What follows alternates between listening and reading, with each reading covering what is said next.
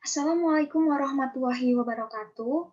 Perkenalkan, nama saya Sustiana Rifki Dania, NIM 721-141-9156. Di sini saya dari Rombel Akuntansi D 2019. Saya akan membahas mengenai bab 9 dalam Sistem Informasi Manajemen, yaitu mengenai keamanan informasi. Yang pertama, apa sih keamanan informasi? Nah, keamanan informasi yaitu digunakan untuk mendeskripsikan perlindungan baik peralatan komputer dan non-komputer, fasilitas, data, dan informasi dari penyalahgunaan pihak-pihak yang tidak berwenang. Kemudian, tujuan dari keamanan informasi sendiri itu ada 3. Yang pertama, kerahasiaan, yaitu sebuah perusahaan berusaha untuk melindungi data dan informasinya dari pengungkapan kepada orang-orang yang tidak berwenang. Yang kedua, yaitu ketersediaan, yaitu menyediakan data dan informasi sedia bagi pihak-pihak yang memiliki wewenang untuk menggunakannya. Kemudian yang ketiga yaitu integritas. Sebuah sistem informasi harus memberikan representasi akurat dan sistem fisik yang direpresentasikannya.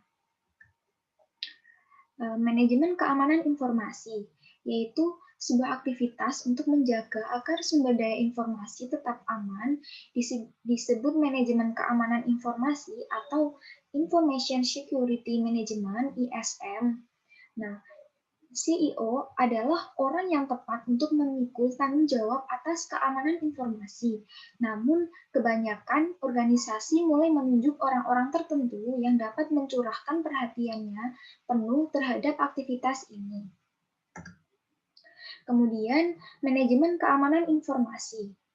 Pada bentuknya yang paling dasar, manajemen keamanan informasi ini terdiri atas 4 tahap, yaitu mengidentifikasi ancaman yang dapat menyerang sumber daya informasi perusahaan, mendefinisikan risiko yang dapat disebabkan oleh ancaman tersebut, kemudian menentukan kebijakan keamanan informasi, dan yang terakhir yaitu mengimplementasikan pengendalian untuk mengatasi risiko-risiko tersebut.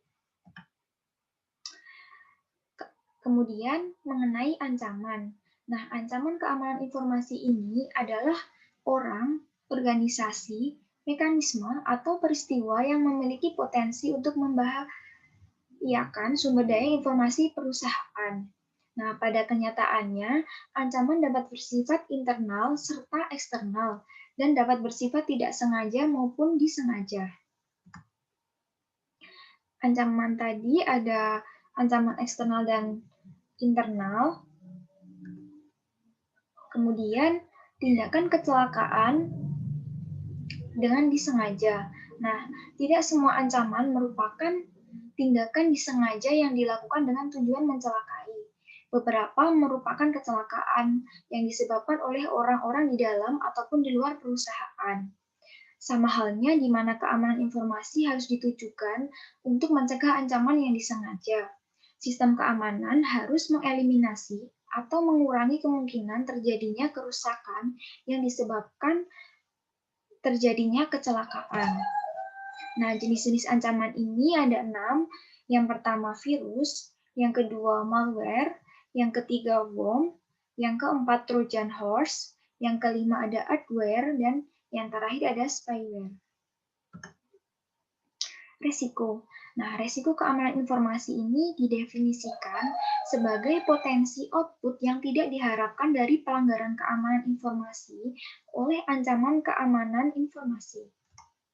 Jenis risiko ini yang pertama ada pengungkapan informasi yang tidak terotorisasi dan pencurian, kemudian penggangguan yang tidak terotorisasi, penghancuran yang tidak terotorisasi dan penolakan layanan, kemudian modifikasi yang tidak terotorisasi.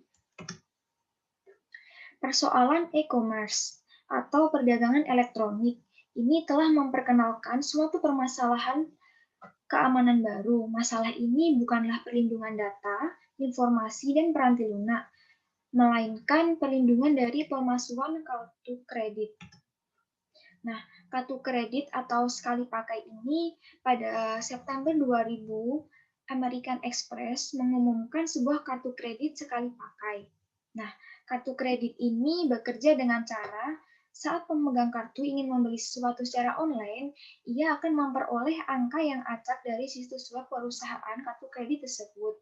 Nah, angka inilah dan bukannya nomor kartu kredit pelanggan tersebut yang diberikan kemudian melaporkan ke perusahaan kartu kredit untuk pembayarannya. Manajemen resiko. Sebelumnya, manajemen resiko ini diidentifikasi sebagai suatu dari dua strategi untuk mencapai keamanan informasi. Resiko dapat dikelola dengan cara mengendalikan atau menghilangkan resiko atau mengurangi dampaknya.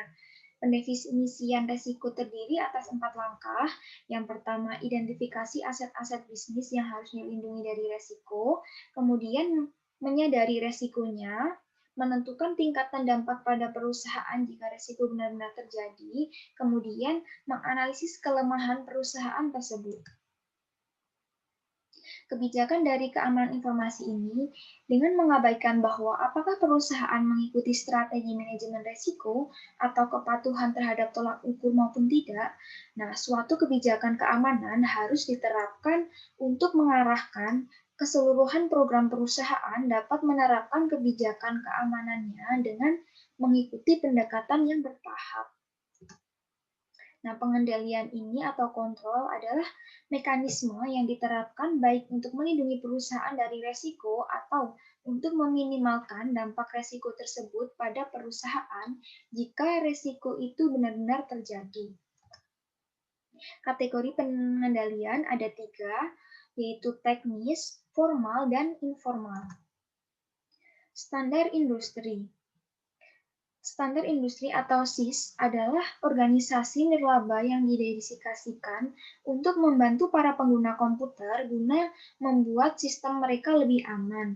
Nah, bantuan diberikan melalui 2 produk CIS, yaitu benchmark dan scoring tools. 2 produk CIS ini yaitu benchmark, yaitu membantu para pengguna untuk mengamankan sistem informasi mereka dengan cara menerapkan pengendalian khusus teknologi. Kemudian, scoring tools yaitu memberikan kemampuan bagi pengguna untuk menghitung tingkat keamanan, membandingkannya dengan tolak ukur, dan menyiapkan laporan yang mengarahkan pengguna dan administrasi sistem untuk mengamankan sistem. Nah, stratifikasi profesional ini mencangkup asosiasi audit sistem dan pengendalian, ada Institut SAMS, kemudian ada Konsorium Stratifikasi Keamanan Sistem Informasi Internasional. Meletakkan manajemen keamanan informasi pada tempatnya. Perusahaan harus merencanakan kebijakan manajemen keamanan informasi sebelum menempatkan pengendalian. Kebijakan ini dapat dibuat berdasarkan identifikasi ancaman dan risiko ataupun berdasarkan panduan yang diberikan oleh pemerintah dan asosiasi industri.